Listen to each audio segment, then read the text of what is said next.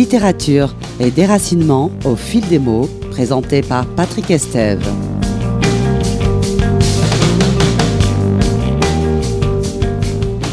Chères auditrices et auditeurs, bonjour.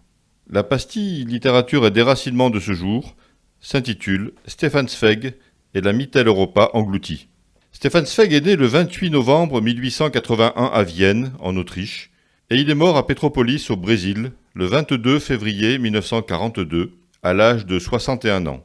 Mais qu'est-ce que cet Autrichien lettré et raffiné a bien pu aller faire au Brésil, à 70 km de Rio de Janeiro?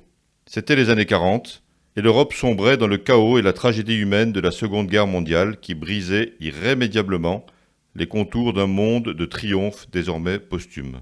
Stefan Zweig incarnait à lui seul la Mitteleuropa, cette entité floue aux frontières changeantes qui désigne l'Europe centrale ou médiane, de la Vistule aux Vosges et de la Baltique au sud de l'Autriche-Hongrie. La Mitteleuropa était moins un espace géographique qu'un ensemble politique, économique et culturel qui désignait des populations disparates qui avaient en commun deux éléments supranationaux, la langue allemande et la civilisation juive, y compris athée. Et Stefan Zweig est sans aucun doute l'écrivain qui domine et incarne cet esprit. On a coutume de le citer comme le responsable, sinon le coupable, dans les vilaines bouches, de la mythification de la Mitteleuropa, qui conçut et produisit ce que l'Europe engendra de plus raffiné et de plus intelligent sur le plan intellectuel. Mais arriva l'Anschluss de 1938, l'annexion de l'Autriche, qui emporta avec elle dans l'abîme la Mitteleuropa tout entière, qui sombra de manière irrémédiable.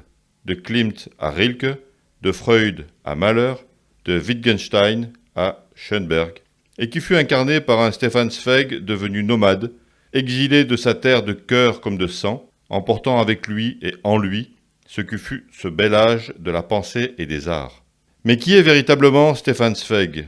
Nous le connaissons en fait, nous le connaissons à travers l'œuvre littéraire évidemment, mais c'était un social-libéral bon teint, un homme raffiné et cultivé, un écrivain qui n'appelle pas à ce que le monde change, mais qui le décrit de la plus belle manière au travers de ses nouvelles, et qui attache du prix à en explorer les failles au travers de ses personnages. Après leur départ pour l'Angleterre en 1940, Stefan Zweig et sa femme Lotte obtiennent la nationalité britannique et prolongent leur périple jusqu'à New York pour une série de conférences avant de se rendre au Brésil, en Argentine et en Uruguay. Puis la situation intolérable en Europe et les informations qui lui parvenaient emportèrent Stefan Zweig intérieurement et mentalement.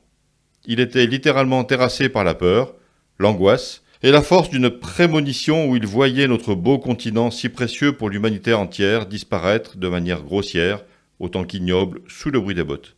Alors, durant cet exil, l'écrivain devint progressivement asocial et préféra le déracinement définitif, loin de sa chère Vienne et de sa chère Autriche. Isolé et inquiet, Stefan Zweig était apeuré par le désastre humain qui advenait progressivement en Europe, sans que l'on puisse savoir si l'humanité en sortirait un jour. Stefan Zweig poursuivit alors sa réflexion et son analyse des humains et du monde face à la difficulté et à la douleur qu'éprouvaient les individus à vivre. Alors le nouvelliste arrivait parfaitement à bien capter et à faire entendre sa grande sensibilité comme les tourments d'êtres solitaires confrontés à leurs fantômes intérieurs. Mais la critique n'a reçu favorablement Stefan Zweig que tardivement, trop peut-être, pour réussir à redonner espoir à cet homme brisé, fauché par la tristesse qui le poussera jusqu'à la mort loin de sa terre natale.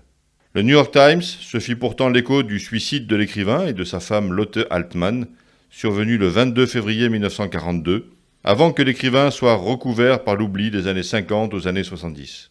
En 1941, un an avant sa mort, Stefan Zweig termina la rédaction du Monde d'hier et du Joueur d'échecs, deux ouvrages incontournables aujourd'hui, deux ouvrages mondialement connus.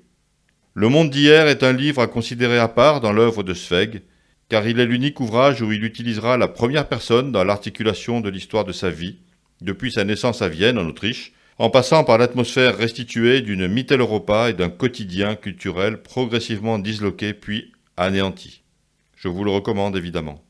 Avec Le Monde d'hier, Stefan Zweig joue le dernier acte de la vie d'un homme désespéré, au sens littéral du terme, mu malgré tout par la formidable puissance créatrice qui était la sienne. Quand il envoie le manuscrit à son éditeur, en Suède, Stefan Zweig ignore si le livre auquel il a consacré ses dernières forces paraîtra. C'était alors une bouteille jetée à la mer Par-dessus la Mitteleuropa engloutie avec son auteur, un témoignage magnifiquement détaillé de ce qui fut, avant la barbarie, et qui, hélas, n'adviendra plus jamais. Le Monde d'hier fut édité à Stockholm en 1944. Je vous dis à bientôt pour une nouvelle pastille littérature et déracinement, mais surtout, avant ce nouveau rendez-vous, n'oubliez pas de rester libre et portez-vous bien.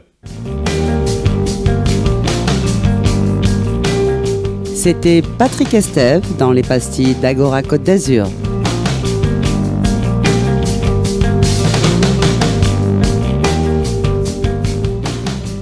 Retrouvez des portes du Var à celles de l'Italie, Agora Côte d'Azur en FM. À Menton et Monaco sur 88.9. À Nice.